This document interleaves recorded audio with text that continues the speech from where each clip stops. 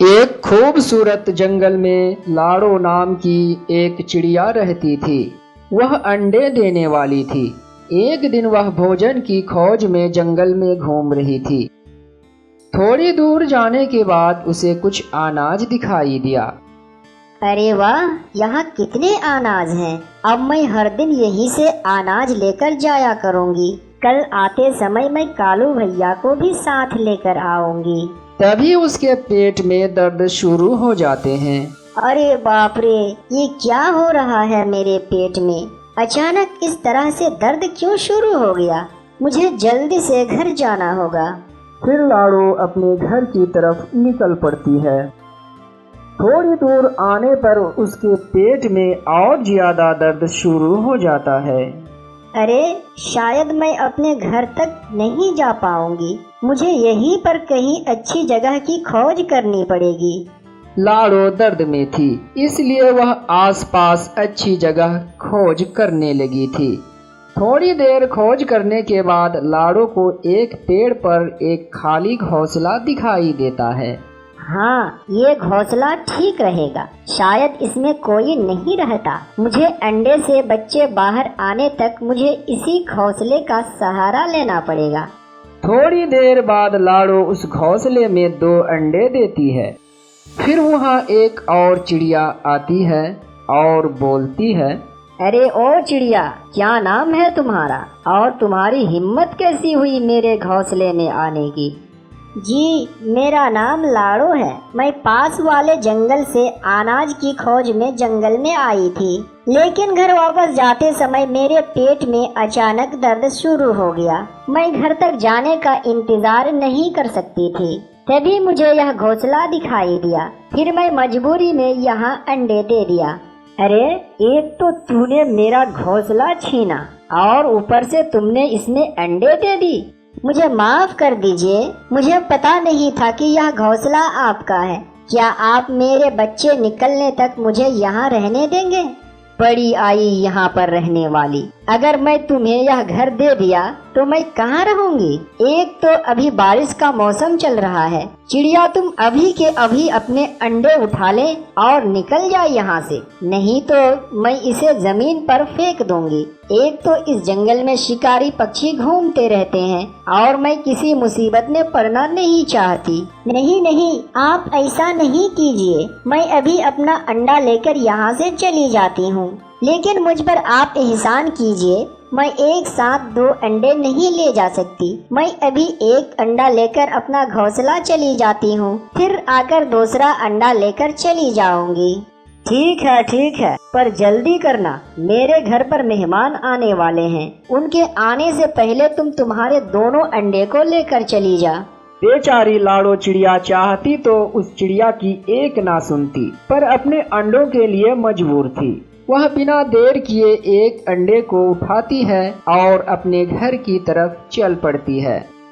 अच्छा हुआ मैंने सुबह यह घोंसला देख लिया था। मुझे तो बना बनाया हुआ घर मिल गया। क्या पता यह किसका घोंसला है। अब एक बार वह चिड़िया इस बचे हुए अंडे को लेकर चली जाए तो मैं आराम से इसमें रह सकती हूँ। वह चिड़िया घोंसले में बैठकर यह सब सोच ही रही थी कि वहाँ पर शिकारी चील आ जाता है। अरे ओ चिड़िया, तुम मेरे घोंसले में क्या कर रही हो?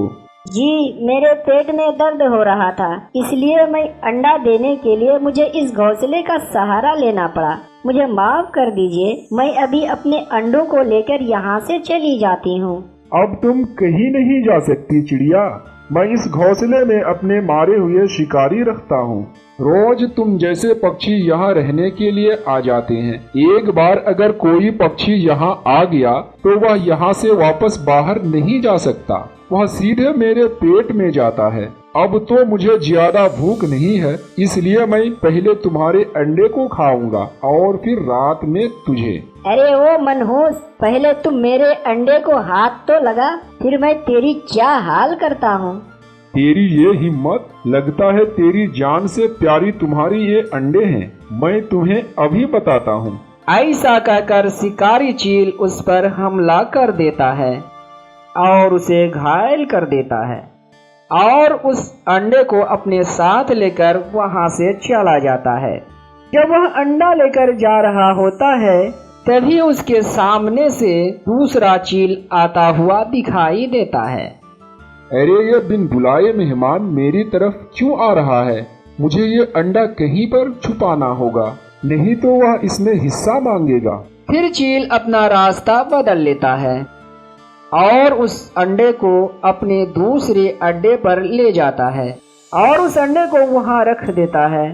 फिर वह वहां से चला जाता है। फिर कुछ समय के बाद लाड़ो चिड़िया वहां अपने अंडे को लेने आ जाती है। आकर देखती है कि वह चिड़िया घायल है और उसका दूसरा अंडा वहां नहीं है।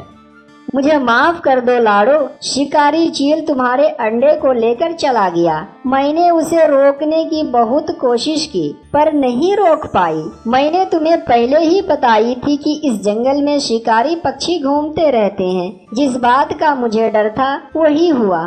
फिर लाड़ो चिड़िया रोने लगती है। उसके बाद वह उस चिड़िया को अपने घर ले आती है और उसका देखभाल करती है।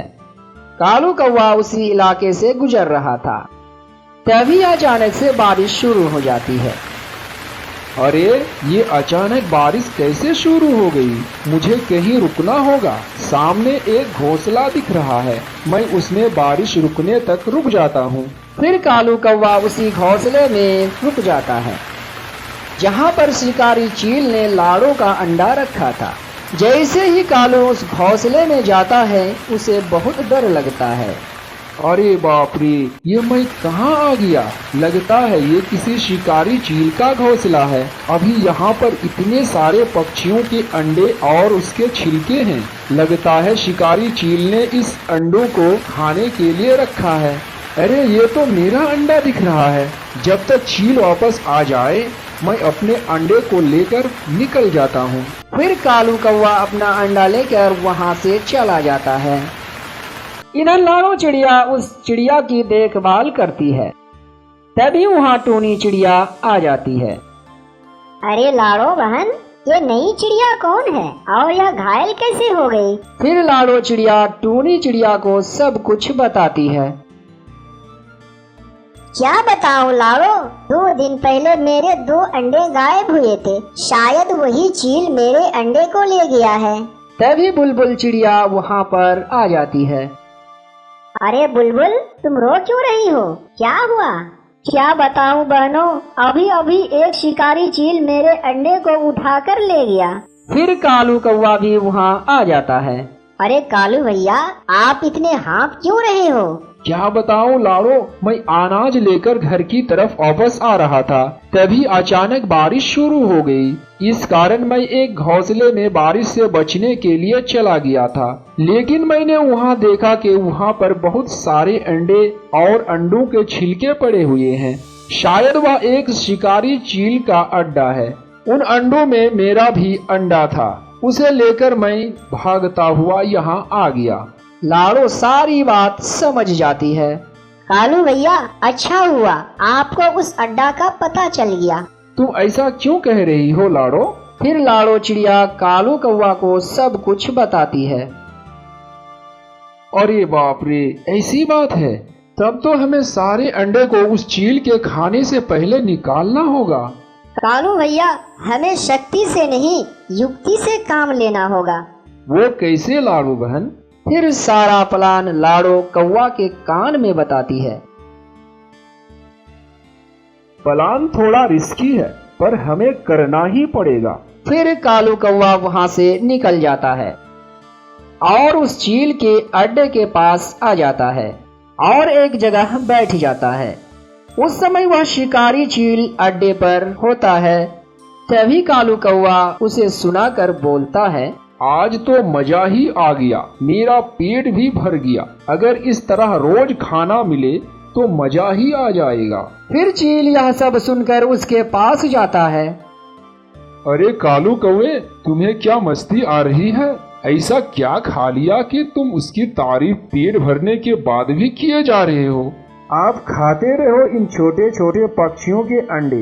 मैं तो अभी शुतुरमुर्ग का अंडा खाकर आया हूँ। क्या क्या कहा? शुतुरमुर्ग के अंडे कहाँ पर मिला तुम्हें? यहीं पर पास ही में है। वह अंडे वाले शुतुरमुर्ग मर गई है। अब वह अंडे वैसे ही पड़े हैं। मेरा तो एक ही अंडा से पेट भर गया। क्या तुम मुझे उस अंडे तक ले जा सकते हो? लेकर तो जाऊंगा, पर बदले में मुझे क्या मिलेगा?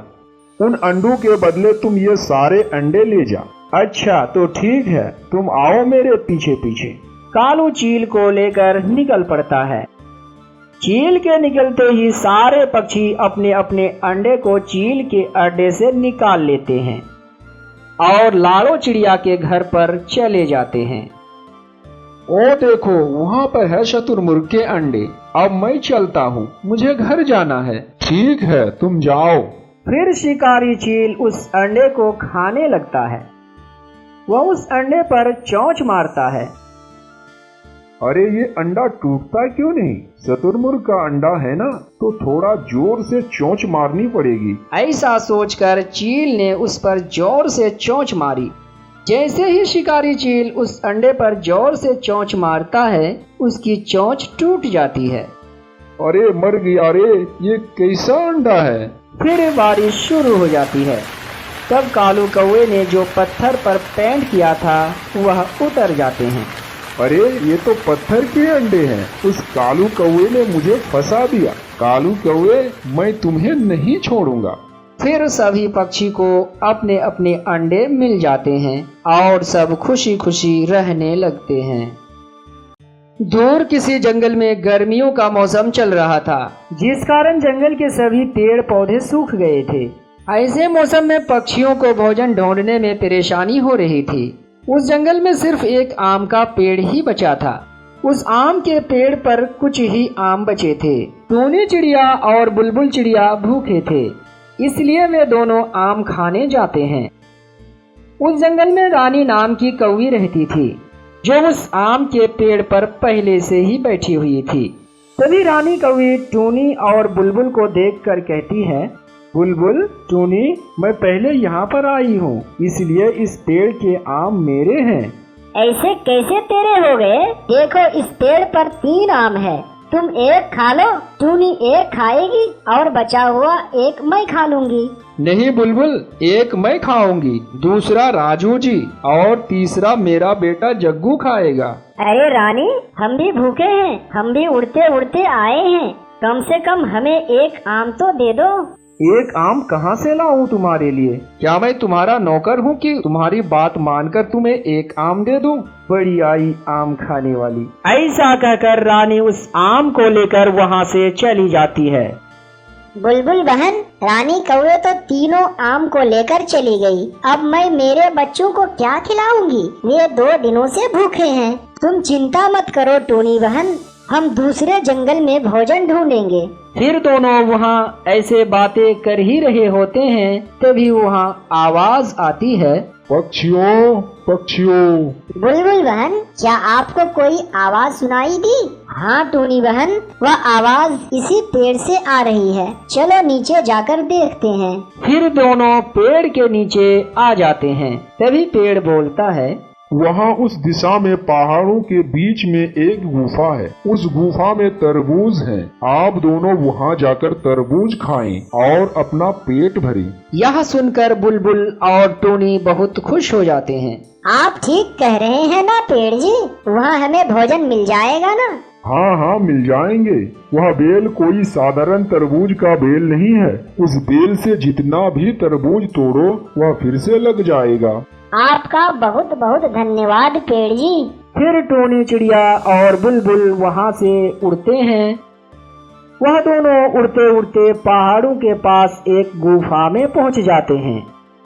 बुलबुल बहन, वह देखो गुफा, लगता है यह वही गुफा है जो पेड़ जी ने बताया था। फिर वे दोनों उस गुफा में चले जाते हैं। उस गुफा में देखते हैं तो सचमुच तरबूज का बेल था और उसमें बहुत सारे तरबूज लगे थे। बुलबुल बहन, अब हम सभी पक्षियों को भूखे मरने की कोई जरूरत नहीं है। अब से हम यहाँ से तरबूज लेकर जाया करेंगे और जंगल के सभी पक्षियों की मदद भी करेंगे। ऐसा कहकर वे दोनों वहाँ से एक एक तरबूज लेकर चले जाते हैं और घर जाकर वह तरबूज अपने बच्चों को देती है। मम्मा, आपको ये तरबूज कहाँ से मिला? हमारा जंगल तो पूरी तरह से सूख चुका है। हमें एक पेड़ ने बताया कि एक गुफा में तरबूज हैं और वे सब पके हुए हैं। फिर टूनी चिड़िया तरबूज के बारे में जंगल के सभी पक्षियों को बताती है। और इधर रानी कौवी का परिवार भी आम खाते हैं।